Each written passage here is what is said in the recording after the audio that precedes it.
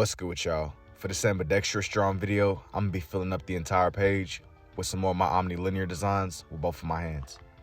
What I've come to realize is that whenever I fill up these pages, it gives me a lot more free range than whenever I'm just doing my animal drawings. Every now I'll kind of just fall back on these though, just to get that more experimental edge, and I was just messing around with a lot of different angles and shapes. With that said though, I was changing up how hard I was pressing down, and I was also kind of using a lot of different patterns and techniques whenever it came to the way I was drawing out the lines too. I did start with both of my black pens first, and what I was figuring I was going to do was create like an outline later on. I was going at this with the intention of kind of like seeing what felt right with it. I was sort of trusting my eye with it. I kept on adding stray pieces here and there of the shapes. With that said, I immediately switched to my red pens and I just slowly started filling in the background spaces. The first layer of background that I did, it was very spirally, much like what I've done in the past, but I'm trying to get out of the cycle of feeling like I'm doing the same thing repeatedly. So what I did was I added that first layer, but what I felt like what was really going to make this one come together though was whenever I later went over it with the second layer of pens. My favorite part about watching these ones come together too is just watching the red slowly overtake the page. Funnily enough though, I've been having to keep an eye on my red pens because for whatever reason, whenever I draw sometimes the tip will just deteriorate. It's been times where like my pen will just get Thanos snapped or something in the middle of my drawing sessions. I don't quite know what's causing it. I've been having to be a lot more mindful with how I'm using my pens.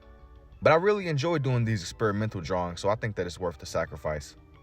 The many layers of my Omnilinear lines just slowly coming together at the cost of some of my pens. It's also a lot of ink too. Going back to how hard I was pressing down, whenever I do blend the ink together, it starts to kind of like bleed over. I didn't want to draw over any of my original black designs, so I was being more mindful with that, and I made sure I stayed outside of the boundary. Going back to what I mentioned about layers, I feel like what was really going to make this one come to life, it was definitely going to be the blue overlaid on top of the red.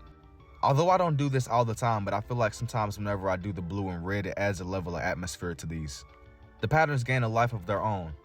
But to be honest, whenever it came to the outlines though, the lines were spirally, but it wasn't as sharp as the original red that I started with.